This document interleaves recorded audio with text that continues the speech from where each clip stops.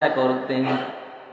আবু বকর আমল করতেন, উমর চাইতেন আবু বকরকে কিভাবে আমলের দিক দিয়ে ডিঙ্গিয়ে যাওয়া যায়। এর নবীর উম্মত তাবুক যুদ্ধের ঘটনা আল্লাহর নবী বললেন, সাহাবায়ে কেরাম, তোমরা জিহাদের ময়দানের সামগ্রী কেনার জন্য যার যেমন সামর্থ্য আছে দান করো, যার যেমন আল্লাহ সম্পদ দান করে আল্লাহর রাস্তায় দান করো।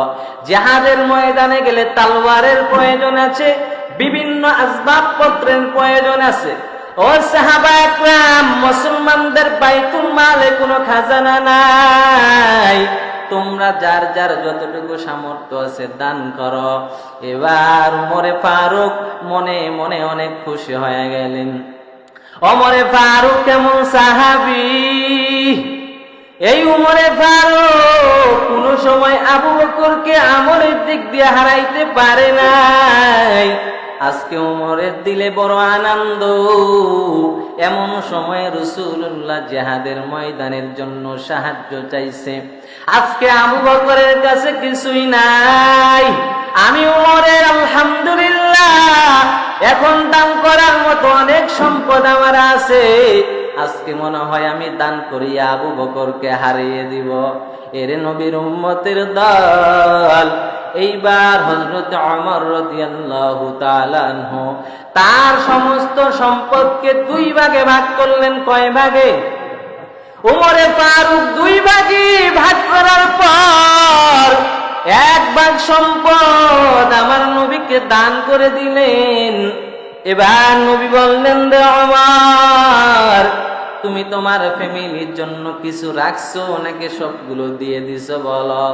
ওমর ডাক দিয়া কই, পয়গম্বর, আমি যেই পরিমাণ সম্পদ দান করছি ওই পরিমাণ সম্পদ ফ্যামিলির জন্য রাখছি। এবার নবী আমার সবাইকে দান করার পর আবু বকর রাদিয়াল্লাহু তাআলা আনহু সবকিছু ঘরের মধ্যে যা ছিলেন আবু বকর সবকিছু গাত্রি গুত্রি বাদিয়া নবীর দরওয়াজায় হাজির হয়ে গেলেন। আল্লাহর নবীর কাছে দানগুলো দিয়া দিলেন। আর নবীকে বললেন, ও নবী, আমি আবু বকর আজকের দিনে আমার ঘরে একটা সুতা পর্যন্ত রাখি নাই রে নবী। আমার ঘরের দেওয়ালগুলো আমি তন্ন তন্ন করে খুঁজেছি, কোথাও কোনো একটা সই পর্যন্ত পাইছি, সেটাও দান করে দিছি। আল্লাহু আকবার। আবু বকরের ঘরে টাকা নাই, আবু বকর ঘরের দেওয়ালগুলো তন্ন তন্ন করে খুঁজছেন, কোথায় কোনো অলংকার পাওয়া যায় কিনা, কোথায় কোনো সই পাওয়া যায় কিনা। যেগুলোই পাইছেন ওমরে ফারুক সবগুলো নবীর কাছে দিয়া দিলেন। এবার আমার আল্লাহ তাআলা জিবরাইল আমিনকে আমার নবীর কাছে পাঠিয়ে দেয়। জিবরাইল আমিন আমার নবীর কাছে আইসা আমার নবীকে জিবরাইল আমিন সালাম জানাই, ও নবী আমার, আল্লাহ তাআলা আপনাকে সালাম জানাইছেন। নবীকে সালাম দেওয়ার পর জিবরাইল বললেন, ইয়া রাসূলুল্লাহ, আল্লাহ পাক আপনার সাথে সাথে আজকে আল্লাহ পাক আবু বকরকেও সালাম জানাইছেন। বলেন সুবহানাল্লাহ। ও নবী আমার, আজকের আবু বকরের এই কর্মকাণ্ড দেখার পর,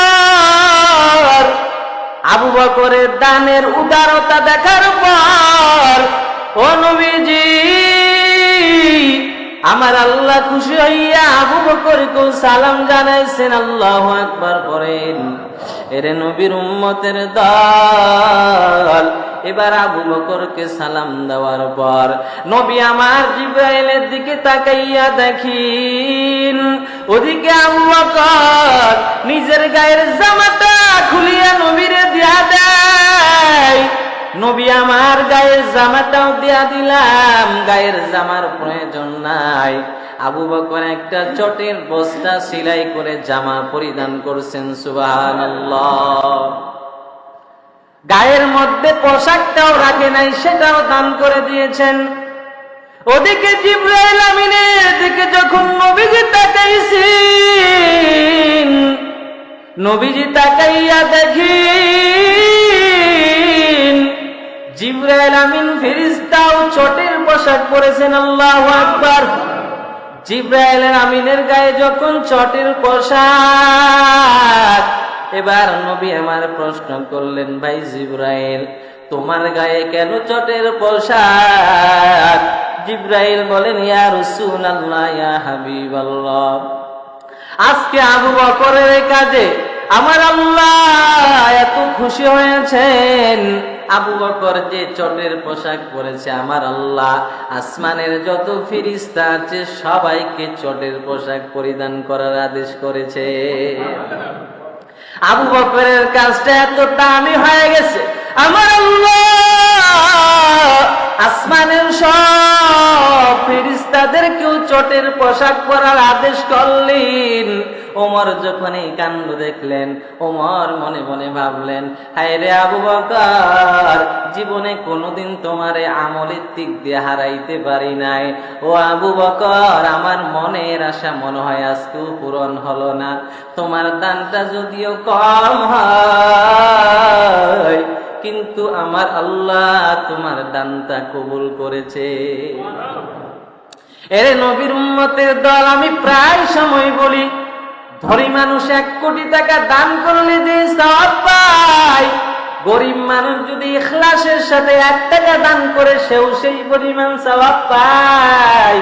দান করার জন্য বেশি টাকার প্রয়োজন নাই রে বাবা, শুধু মনটারে আল্লাহর কাছে বলেন, হে মালিক, তুমি আমারে গরিব বানাইছো, লক্ষ লক্ষ টাকা দান করার সামর্থ্য আমার নাই, আল্লাহ এতটুকু দান করতে পারলাম, কবুল করে নাও। আমার আল্লাহ আবু বকরের মতো আপনার দানটাকেও কবুল করে নিবে। দান যতটুকুই হোক, দানটার মধ্যে যদি ইখলাস থাকে, আবু বকরের মতো খালেস নিয়ত যদি থাকে, আমাদের এই দানটাও আল্লাহ কবুল করে নেবেন। তাহলে 2 নাম্বার কি গেল? ওয়াসসিহরু, জাদুটনা করা যাবে না। আরেকজনের উন্নতি দেখে তাকে কিভাবে নিচে নামানো যায়, এই পচা টেকনিক ব্যবহার বন্ধ করতে হবে। কথা বুঝাইতে পারলাম? আমার দোকানে বিক্রি কম হয়, আরেক দোকানে বিক্রি বেশি হয়, কিভাবে তার ব্যবসাটা ডাউন করা যায়, এই সমস্ত কূটনীতি আমাদের অন্তর থেকে বের করতে হবে। কথা বুঝাইতে পারলাম?